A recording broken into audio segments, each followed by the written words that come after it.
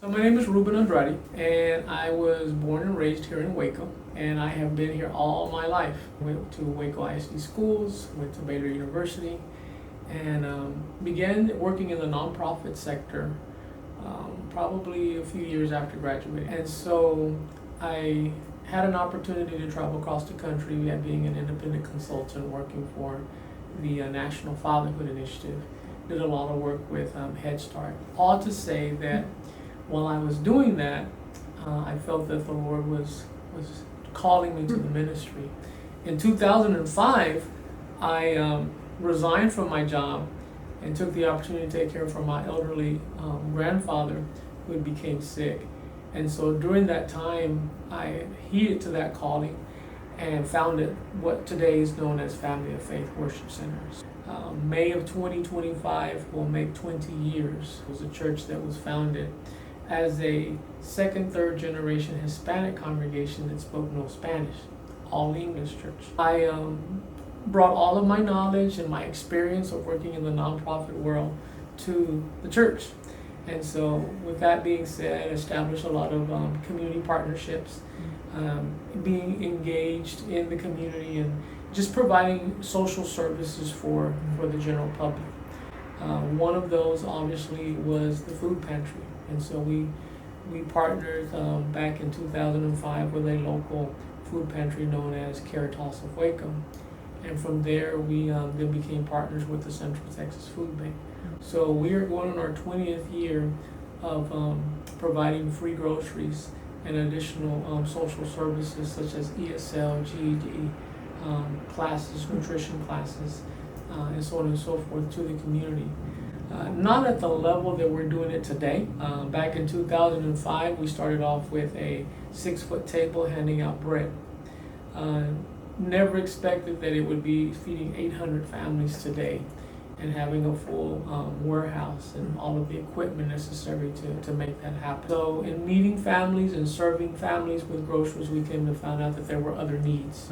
Language barriers, so we offer English classes, individuals with health issues.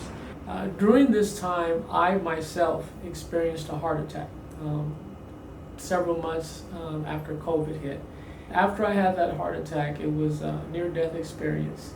I thought it's really important that I not only take care of my own health and eat right, it's important that I relate this information and educate the people whom I serve as their pastor and serve in the community. And we had to do more than just provide groceries. And so out of that, as a result of that, came the idea of perhaps having a garden one day, nutrition and health classes, and that was just a dream at that point. Needless to say, probably about 6 months down the road after that, someone came to my office and they said, there's this program in town. We'd like to invite you and your congregation to be part of it. It's called Scrap. They wanted to encourage us to begin a community garden and composting. And I'm thinking this is an answered prayer because this is something that I had been wanting to do, just didn't know how to go about. So we've just concluded our first year of having a community garden where we're growing fruits and vegetables. A lot of the food waste, if not the majority at this point, that we have from the food pantry no longer is diverted to the landfill. It's going to our compost area. So we're happy to know that we are being earth friendly by doing that. And so it has been really exciting to be able to see how the people not only come to the food pantry, but also now are participating in the health and nutrition classes, the cooking classes, and learning how to grow their own fruits and vegetables. So it's a holistic approach where we provide groceries, we provide the education, but we also provide health screenings and monitoring individuals. The exciting part of all this is that a couple months ago, we were awarded a grant from the Waco Foundation. And so today, that dream is known now today as Project Pharmacy. So we have been more so a church outside of its four walls and trying to be the light and show the gospel. And so we believe that by doing this, we're being the hands and feet of Jesus. And we're reminding individuals that don't lose hope. We're here to let you know you're not alone. Christ is still with you. We just don't give food out here. We've created and are developed a relationship with these people. I tell people, I have a church membership of about 150 folks, but I pastor over 1,000 people every week. So we're really excited. We're really excited with the coming months of engaging these individuals who came to the Project Pharmacy and being able to follow them over the next year with regards to their health, with regards to their eating habits, their lifestyle, just making sure that they're living healthy lives. I think the story that comes to mind is when we moved to this location. For the first 12 years, we were located in North Waco. And so we had outgrew that particular location, and so we were looking to expand. And we ran into some obstacles, and so I said, okay, God, you've been with us since day one. I'm just gonna trust, your lead, because I told the Lord in 2005, okay, I know about ministry. My grandfather was a pastor. I'm not gonna get into this if you're not in this with me, Lord. And the day that I don't need to be doing this no more, please let me know. So my sign, God, is that every week show up some way, somehow, let me know I'm still supposed to be doing what I'm doing. So all to say that when we were looking for another location, I was serving on the Community Cancer Association board. And after a meeting, this was about 7 years ago now, the executive director came to me and he said, may I have a word with you? And I said, sure. He said, there's a facility on Memorial and I want you to go look at it. Here's the keys. I said, okay. Because he had asked, had you ever thought about expanding your ministry to the South? I said, I'm from the South. And so he said, we'll go look at it. And after asking several questions, I thought to myself, there's just no way that our small church will be able to afford the purchase of this campus. And he's like, you don't understand, do you? And I'm like, perhaps I don't.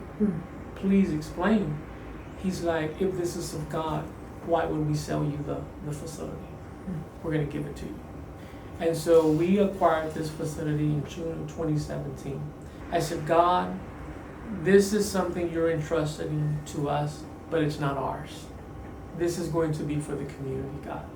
So help us to do what we need to do to be able to be good stewards of this campus. And we wouldn't be able to do the food pantry to the extent that we're doing it today. We were feeding 200 families in Northside. We're feeding 800 now every week here.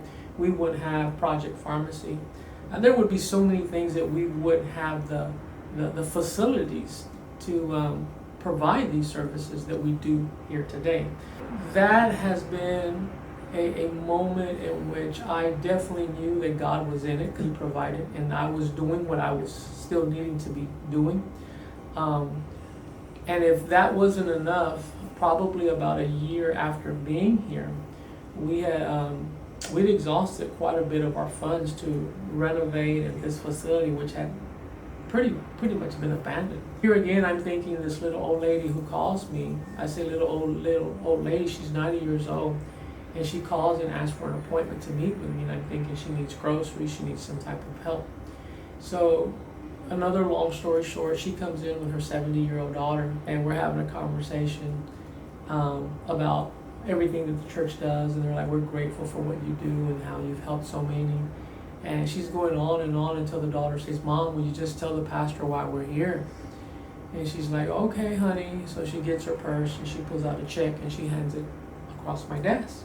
They leave, and I open the check, and it's a check for $10,000. And so I call her back, and I said, why this church? And she said, honey, God told me to bring it to you. That's why I did it.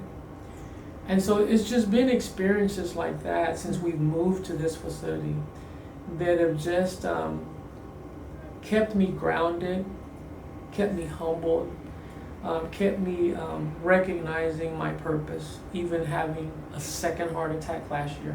I tell people all the time, it's not about the resources, it's not about the money, it's about God proving His faithfulness to us. And so I don't question why I'm here today, why I'm doing what I'm doing, because every day when I open my eyes, there is no doubt it's because He has allowed me to. Just a couple of weeks ago, we received probably the biggest donation in all of our church history by being awarded a $3.4 million grant by the United States EPA, Environmental Protection Agency. That will allow us to build a new facility adjacent to this one that will house a bigger and larger food pantry. There will be a resilient hub during freezes, during power outages in the summer.